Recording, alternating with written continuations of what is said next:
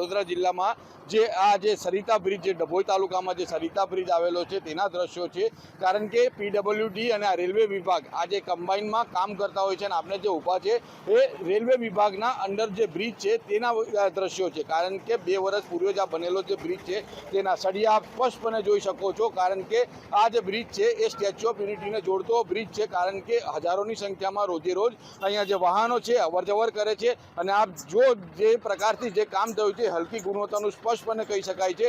કારણ કે 2 વર્ષમાં જ આ જે સળિયા છે એ દેખાઈ આવ્યા છે, એટલે કે ક્યાંક ને ક્યાંક હલકી ગુણવત્તાનું કામ થયું છે।